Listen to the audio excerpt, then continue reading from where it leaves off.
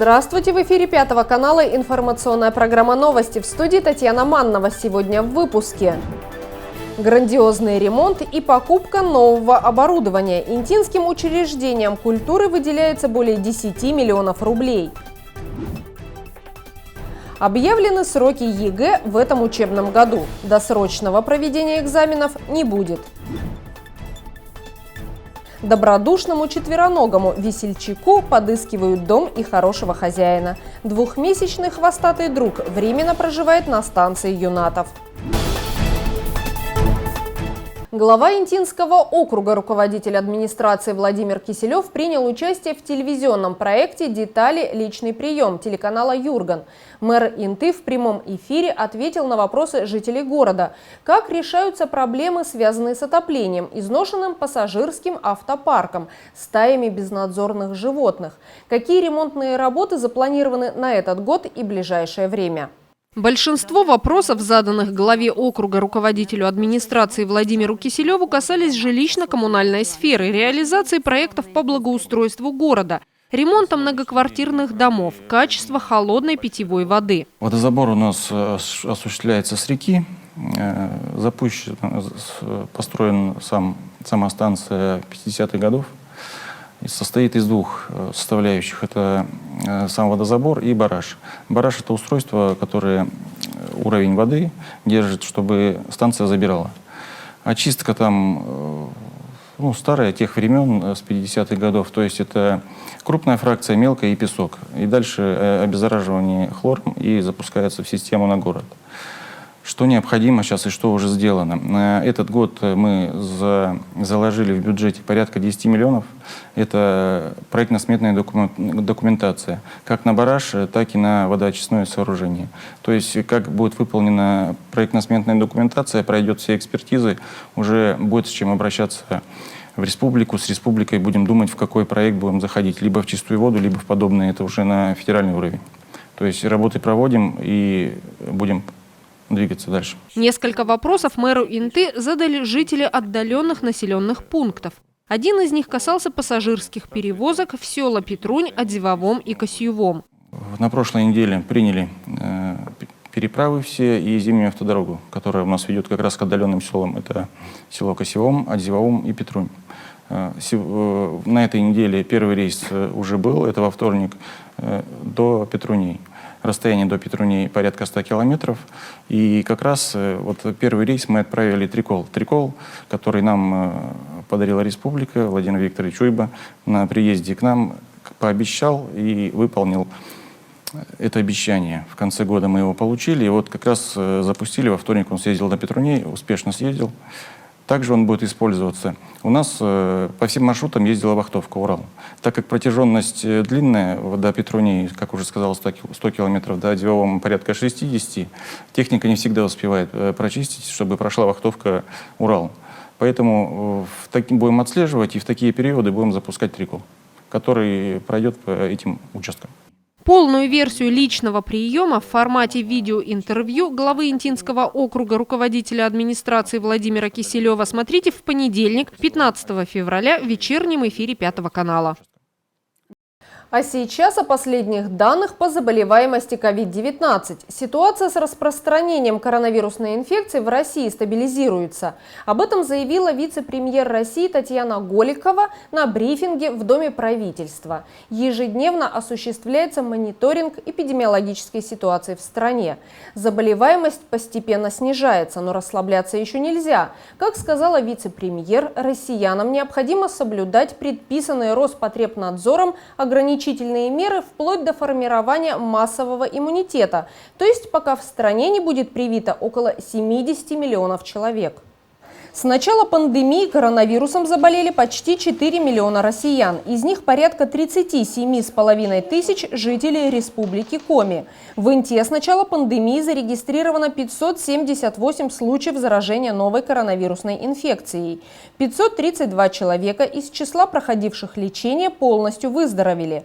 По последним данным, на 9 февраля в Инте за последние сутки выявлено 6 новых случаев заражения коронавирусной инфекцией.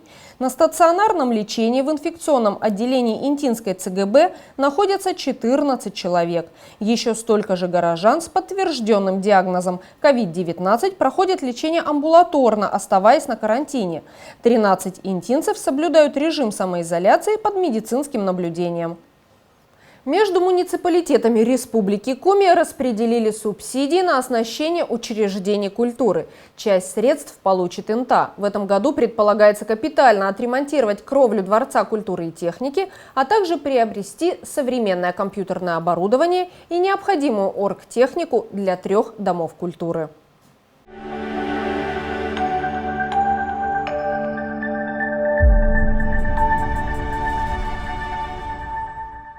Новость о том, что в этом году будет приведена в порядок кровля здания, работники учреждения восприняли с огромной радостью. Крыша Дворца культуры и техники давно нуждается в серьезном ремонте. Она протекает даже в зимний период. Мы очень рады, что в 2021 году постановлением правительства Республики Коми 29 января выделены деньги на ремонт кровли Дворца культуры и техники.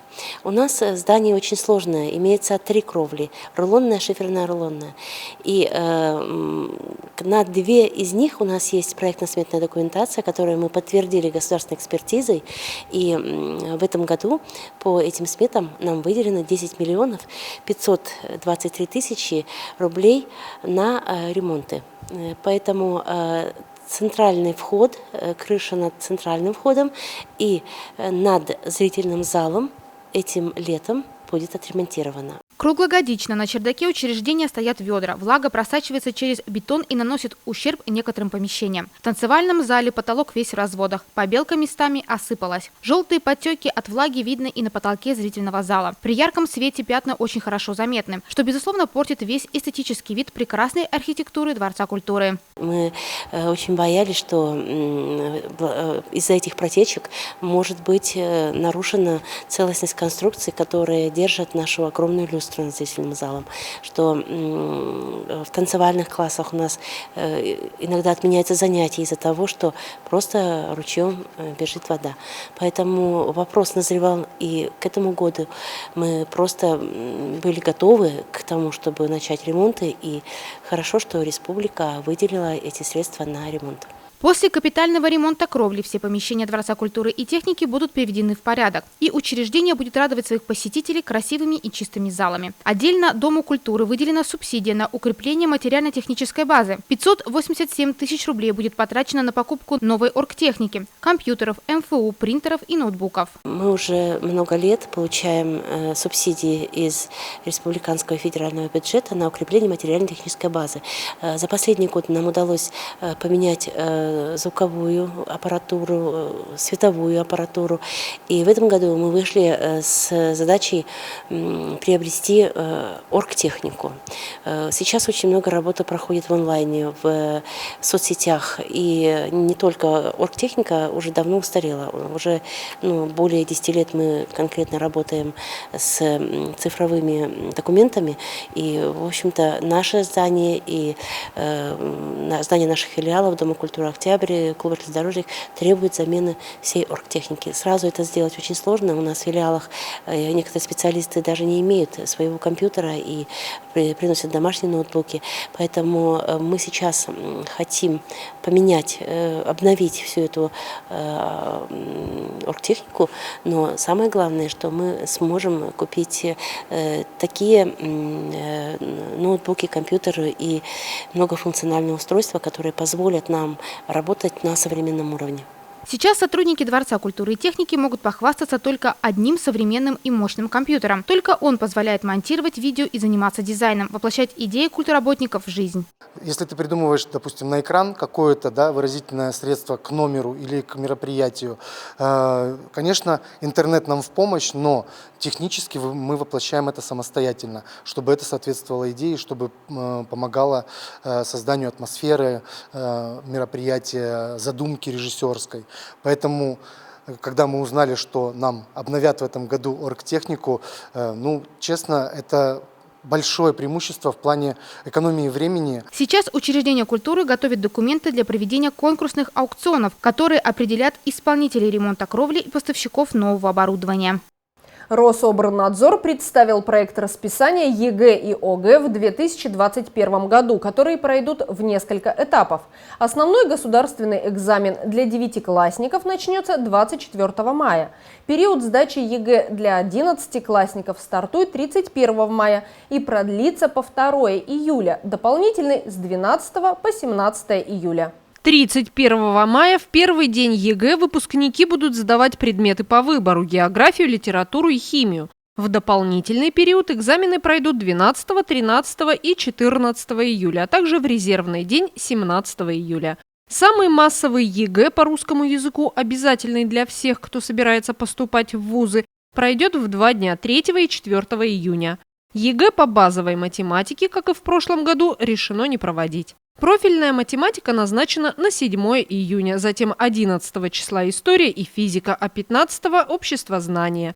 18 июня биология и письменная часть ЕГЭ по иностранному языку, устная 21 и 22, и 24 и 25 информатика. В этом году ее впервые будут сдавать не на бумажных бланках, а на компьютерах. Единый государственный экзамен по информатике в этом году существенно отличается от тех версий единого государственного экзамена, которые были прежде. Если раньше дети выполняли работу полностью на бланках, то теперь вся работа будет выполняться на компьютере. То есть на компьютере будет установлено программное обеспечение, где дети заполняют свои данные, фамилию, имя, отчество, образовательное учреждение, где они учатся, где сдают экзамен. И тут же на компьютере сразу же вводятся ответы по тем заданиям, которые они выполняют. Задания самой работы по информатике тоже значительно отличаются от предыдущих лет, потому что теперь большинство заданий, практически все, можно сказать, задания, это те, которые требуют работы на компьютере. То есть работа и с электронными таблицами, и в текстовом редакторе. И самое главное, это, конечно, языки программирования, где дети должны показать умение работать с программами. И, соответственно, также очень будут задания, которые нужно выполнять в поисковых системах. То есть экзамен по информатике теперь непосредственно проверяет, как дети владеют компьютером. Не просто умеют решать задачи, а именно владение компьютерными технологиями. В гимназии номер 3 в этом году заканчивают обучение 13 11-классников. 2 выпускников решили сдавать информатику, среди них Иван Феоктистов. Юноша планирует поступать в Вятский государственный университет в городе Киров. Решил я ее сдавать, потому что это очень перспективный предмет, и он дает большое пространство для поступления. Сейчас информатика – это очень нужный предмет для поступления, потому что многие профессии зависят от информатики. Сейчас же 21 век – это век технологий. Иван усердно готовится к экзаменам. Кроме обязательного ЕГЭ по русскому языку, он также выбрал профильную математику и обществознание. Но больше времени уделяет именно информатике, так как считает этот предмет одним из самых сложных. Я с детства в компьютерах, и сначала я просто играл в игры, потом начал потихоньку осваиваться в самом компьютере и в программах. Информатика – это очень сложный предмет, нужно много готовиться. Конечно, я волнуюсь, но без волнения никуда. Волнение не перебороть, ведь все волнуются. Готовлюсь я очень просто. У нас в школе есть дополнительное занятие, это 2 часа в неделю. Но подготовки в школе это не хватает подготовки в школе, недостаточно.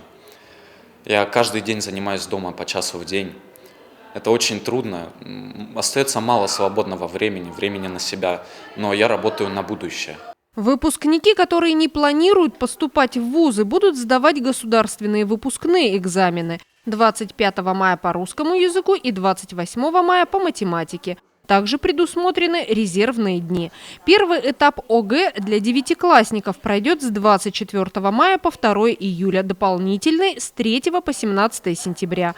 Основной государственный экзамен и государственный выпускной экзамен в этом году пройдут только по 2 обязательным предметам – русскому языку и математике. ОГЭ и ГВ по предметам по выбору для девятиклассников в этом году проводиться не будут.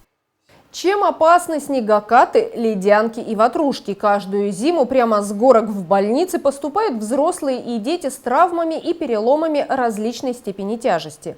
Для того, чтобы отдых на свежем воздухе был не только приятным, но и безопасным, специалисты рекомендуют задуматься о выборе как горок, так и санок. Внимательно относитесь к выбору горки и средств для катания. Горка – место повышенной опасности. Кататься на ватрушках, санках и ледянках можно только в специально оборудованных для этого развлечения местах. В поисках острых ощущений некоторые экстремалы выезжают за город и цепляют ватрушки к автомобилям, не думая о последствиях. Одно дело штраф, предусмотренный законодательством, и другое – гибель человека. Как правило, все такие развлечения заканчиваются тяжелыми травмами или смертью. В этом году Республика Коми отметит 100-летний юбилей. К праздничной дате во всех городах и районах реализуются различные культурные проекты. Молодежный состав Дворца культуры и техники представляет свои творческие задумки.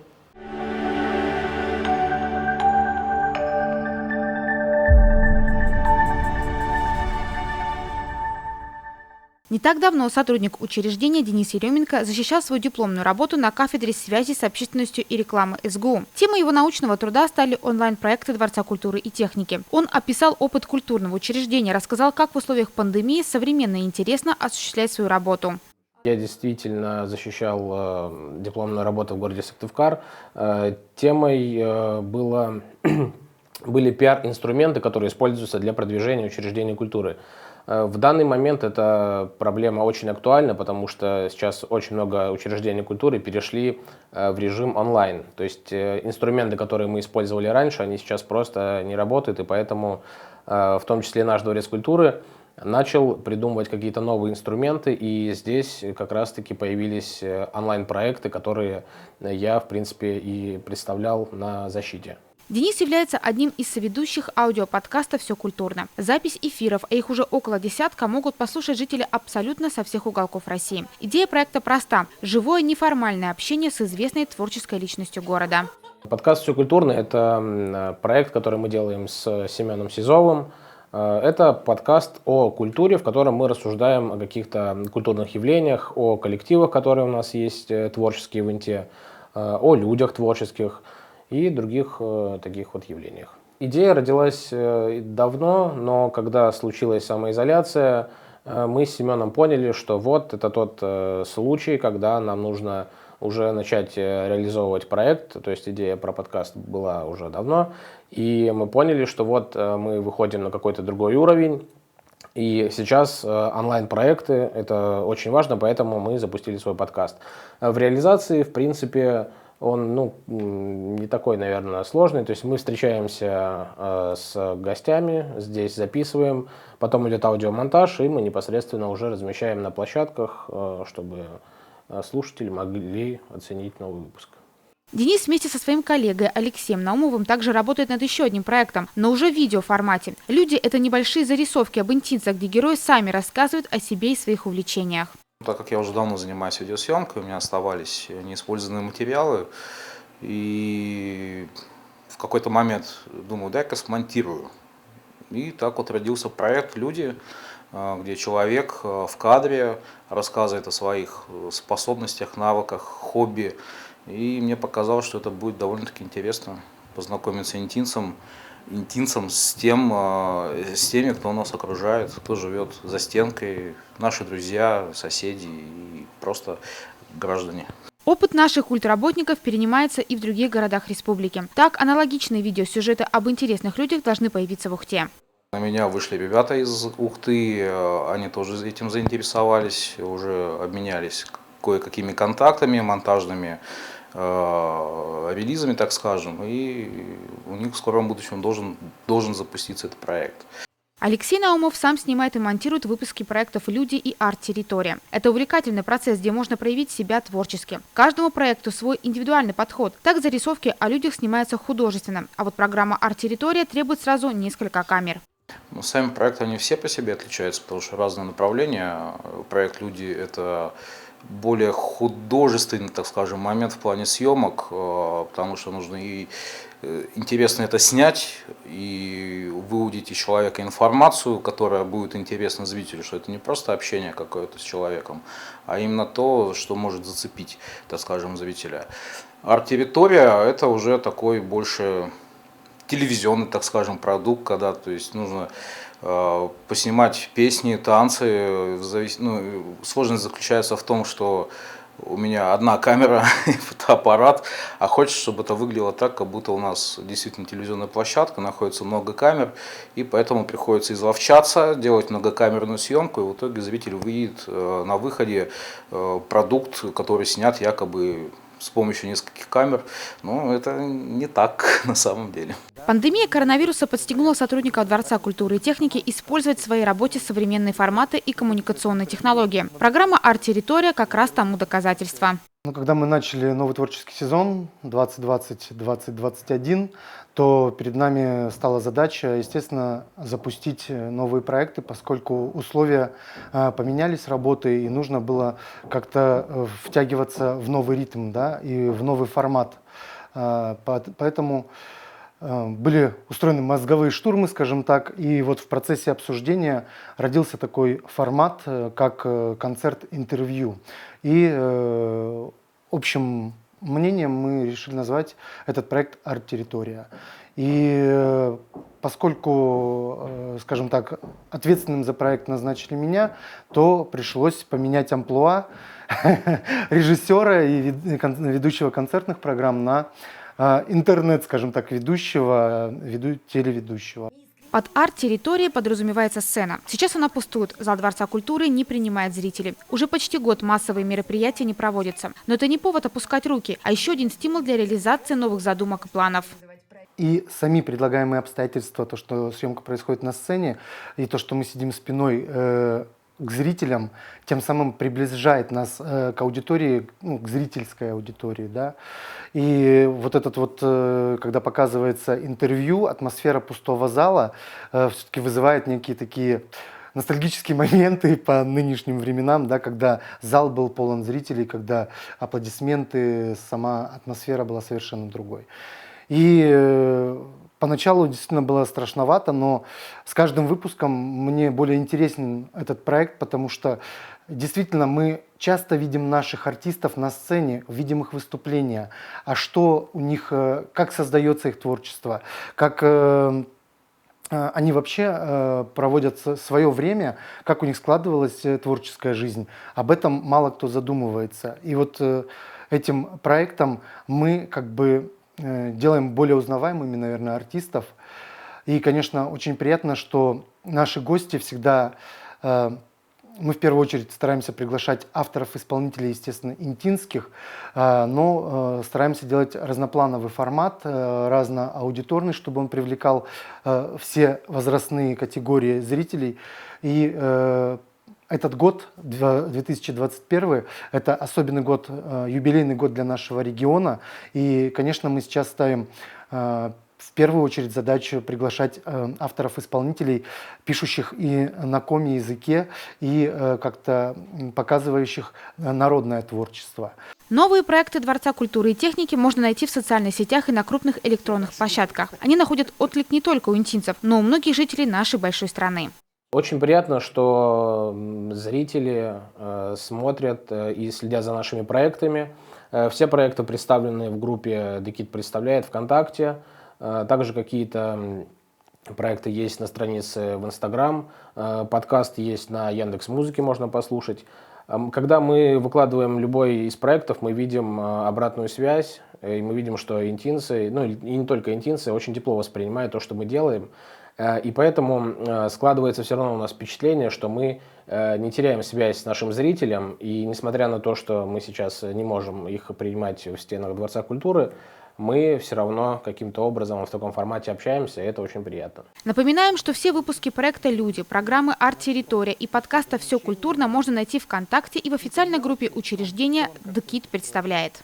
Сотрудники станции юных натуралистов продолжают пристраивать бездомных животных в добрые руки. Сейчас юнаты подыскивают дом и любящего хозяина очередному беспородному щенку. Двухмесячный песик был найден на улице во время сильных морозов и мог погибнуть. На время его приютили в учреждении дополнительного образования. Любопытный, харизматичный и невероятно дружелюбный щенок нуждается в заботе. По словам сотрудников станции юнатов, собачка не агрессивная, любит детей, не кусается, легко поддается обучению. Животное здорово, привито. Мы его назвали Миша, Михаил. Вот. Появился у нас он в конце января. Стояли очень сильные морозы, и его нашли на улице замерзающим. Миша. Вот. Миша, не мешай, Миша. Вот. Но так как дело в том, что у нас на станции натуралистов есть собаки, мы не можем оставить, мы хотели бы, чтобы ему нашли дом. Он очень умный, он очень сообразительный. Мы вот сейчас изучаем команды, то есть он уже знает команду вперед, домой, рядом, вот, откликается на эти команды, реагирует. Вот. Он терпеливый, то есть он дома в помещении в туалет не ходит, его выводим мы каждые 2-3 часа, и вот он знает, что его на улицу выводят гулять для того, чтобы он сходил в туалет. Вот. Ну, пытаемся его научить, чтобы лапу подавал. Вот. Получается, но не сразу. Миша – активный щенок, любит играть как со взрослыми, так и с детьми. Легко контактирует с другими животными. Компанейскому малышу нужен хозяин, которому песик станет идеальным другом. Это все, о чем мы хотели рассказать вам сегодня. Смотрите новости на 5 канале и будьте в курсе значимых событий Инты. Всего доброго и до свидания.